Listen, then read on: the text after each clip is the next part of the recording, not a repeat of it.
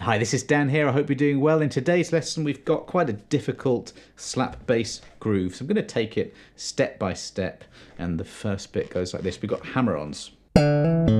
So from frets 7 to 9 on the G string, that's D to E. On the G and the D string, we've got a hammer-on. So we're going very slowly.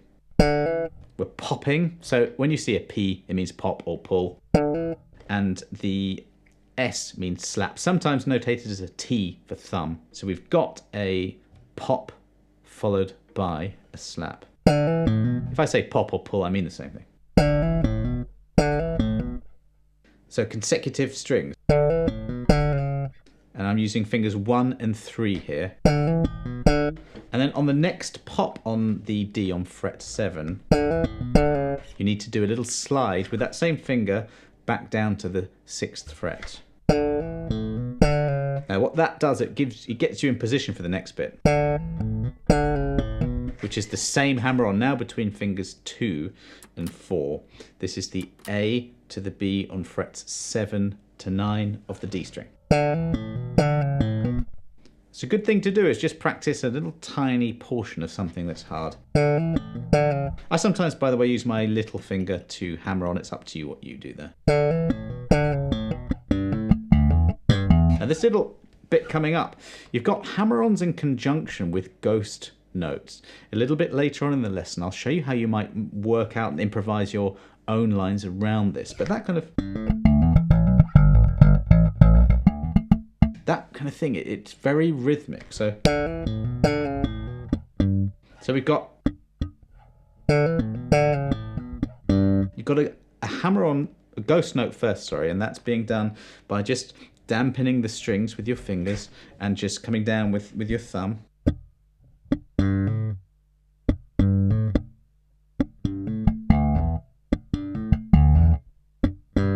So it's like you're closing your hand to get the note, and then you're lifting it off to get a perfect ghosted note. And I'm aiming for the D string here. Certainly for the ghost note, although actually you can play it anywhere. It makes sense, I think, to do it on the same string that you're about to play. So that's the D string. But then I'm doing the next ghost note onto the A string, because that's where I'm going next. Really slowly.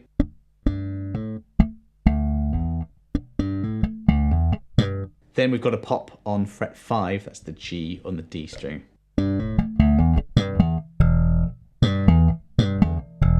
Now it's quite intricate in terms of which fingers you're supposed to be playing in what string, especially when you're coming down with your thumb and aiming on the right string. And that's just practice. I've got my wrist on the top of the bass just to steady things a little more. I'm going from the beginning.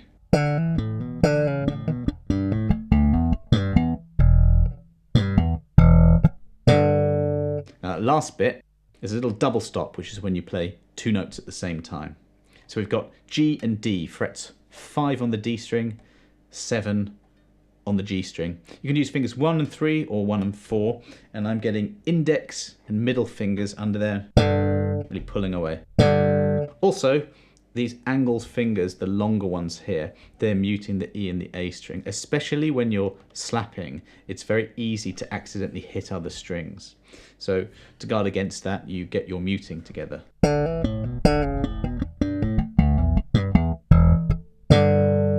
Now this bass line is based around those notes, which is E, Dorian, E minor pentatonic. A brilliant scale or set of scales to work on your slap with. If you just play minor pentatonic stuff, you've got a lot of notes where you've got one note followed by another 2 frets away. That's brilliant for your hammer-ons. If you're playing fingerstyle, it's that idea of hammer-on plus ghost notes. You get lots of 16ths. Plus the ghost note gives you time to travel to the next place.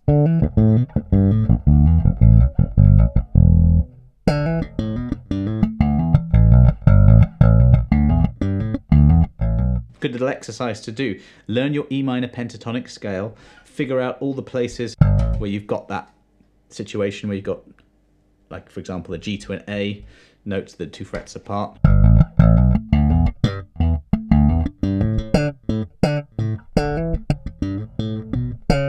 That note there, where we slid down to that C sharp there, that's a very Dorian note. It's the major 6th, okay? So all of these notes will sound great.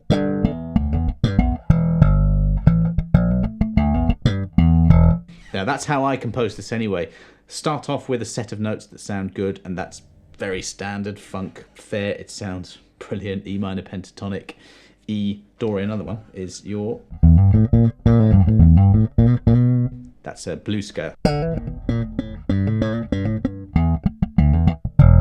Then just piece it together, you know, make up your own riff by taking some of those notes, taking a couple of techniques, and just taking away. So don't play loads of notes, just pick 3 notes. 4 there, if you count the low one.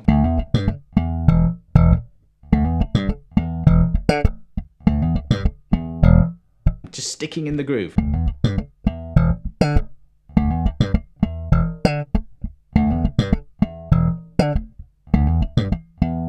Now this would sound much better with a drum beat backing track or a metronome. So, you know, I do advise you, once you've got some of this stuff down, do that. I mean, the best is to play with the drummer, of course.